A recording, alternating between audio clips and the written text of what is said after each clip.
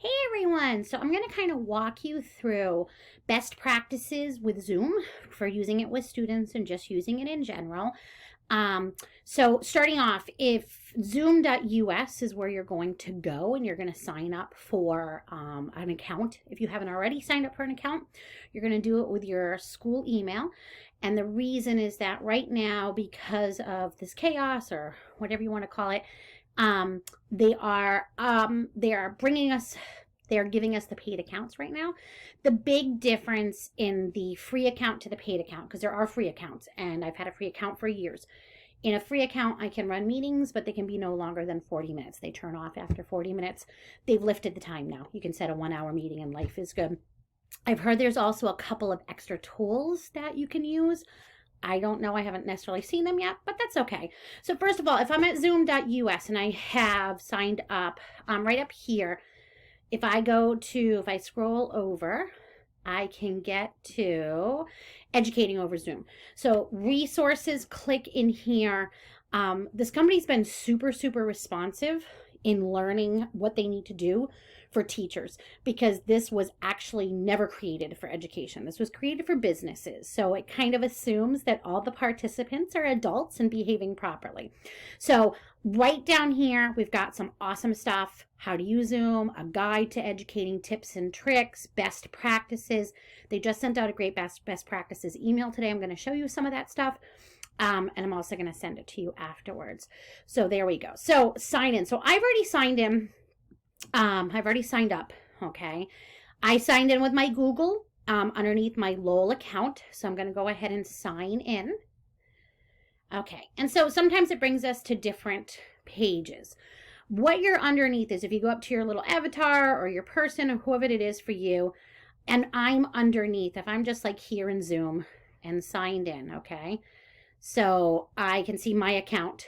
I click on my account and it brings me to this page. So this is my profile, nothing exciting. Meetings is where a lot of the good stuff happens. So there's some things that you can set up before you actually get in there. Actually, I'm sorry. We're going to go to settings. Settings down here.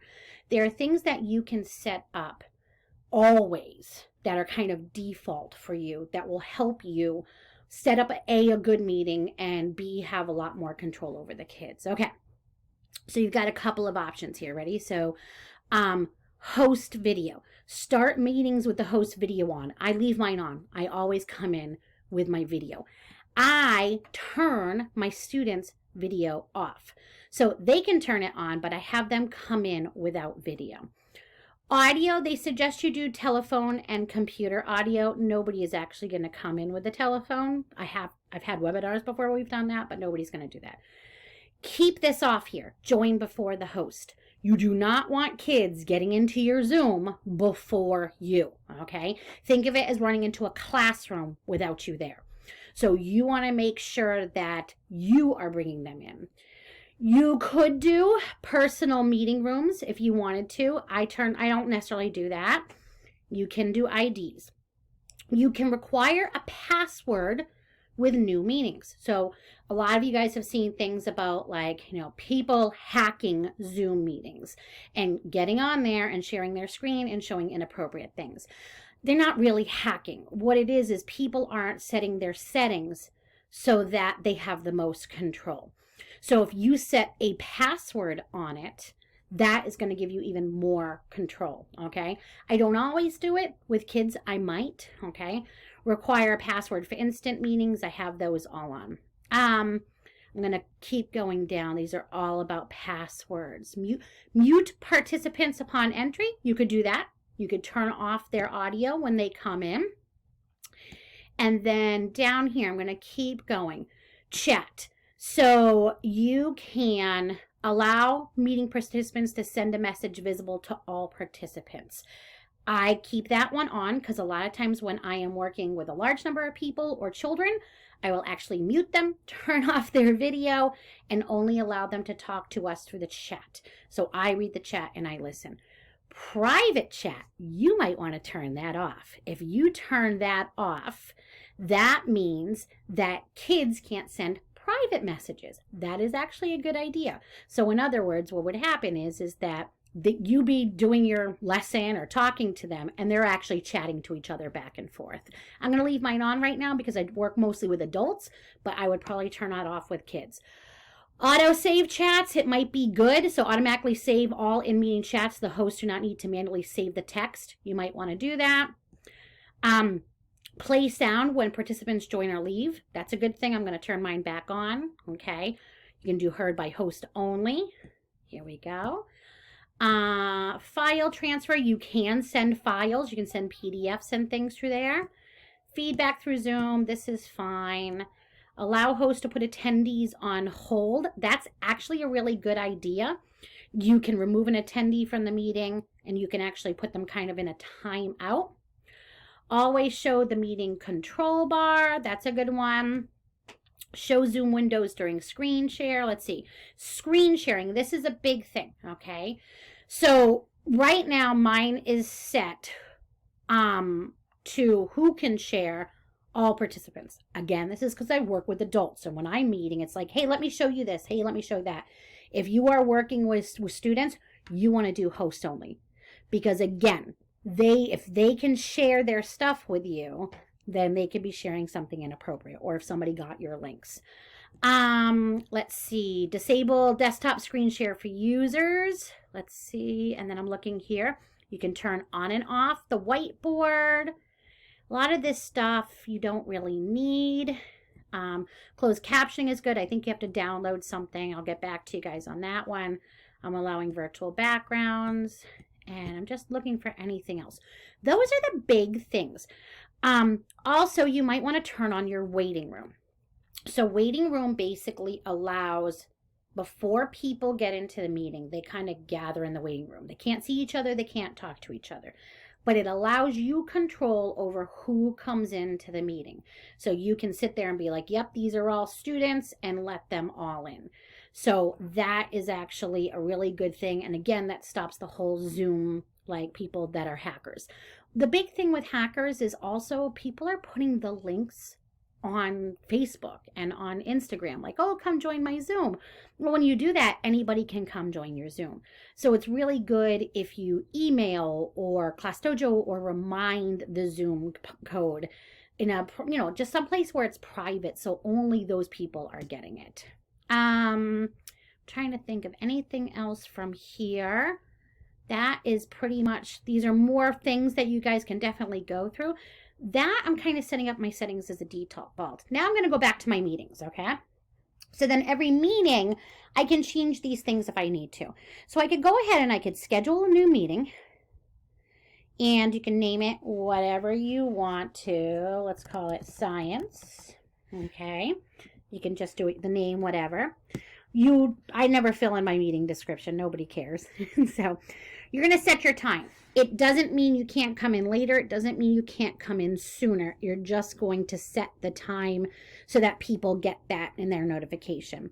I always set for an hour. It doesn't shut off after an hour though, okay?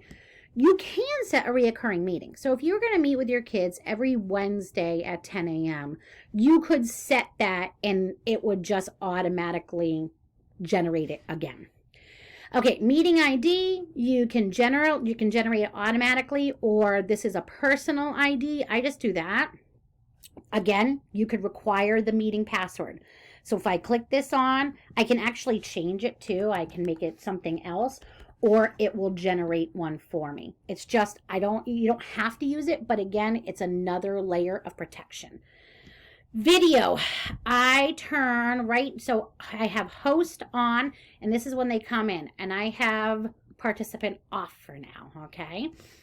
Audio, I do both, and then meeting options.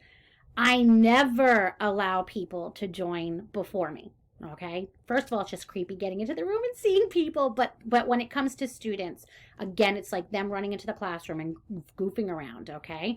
I usually mute participants upon entry. And that will enable the waiting room. Again, what it does is you have to actually transfer them to the thing. It's really simple, but basically they're all ready, they're in, and they have a screen up that says, please wait for the host to bring you in. okay? And record the meeting automatically on a local computer. That is entirely up to you. When I am doing training, sometimes I will record so I can send it out to people afterwards. It's going to download it onto your computer. If it's a lesson that you want to record, you guys can go right ahead. And then you'd be able to put that in your Google Drive and share it out. So you would save that afterwards. So that's a big thing right there. And that is from scheduling the meetings. And if I come back, and that's about it. So I didn't show you this. I'm sorry. So once you're all done with it, okay, you would click save. And then you've got a couple different options from here. You can copy the invitation. So I usually copy and paste this and send it in email, send it right out. And then here's that join meeting. So here, if you notice, this is the web address that they click. This meeting ID is only if they don't have the address. So if they could go to Zoom and put in this meeting ID, then it brings them in. If you notice, it's the same exact number, 778-655, okay? You could add it to a calendar invite. That's awesome as well. Our kids don't really use their Google Calendars, though, so it just doesn't really necessarily work. And then it shows you everything. You can save as a meeting template. So that means you are setting up basically, once you set up how you want a meeting to go with kids, then you can turn around and do save as meeting template. And that template you can reuse, name it something different, Science B period, or, advisory, or whatever you're doing. And then what happens is when I am ready to start the meeting, I would come into my Zoom, and these are saved. Okay, so when I click on my meetings, it says that these are my next meetings, right? So my next meeting is my meeting at 5 p.m. today. I would push the start button right then, and my Zoomity Zoom is going to come up.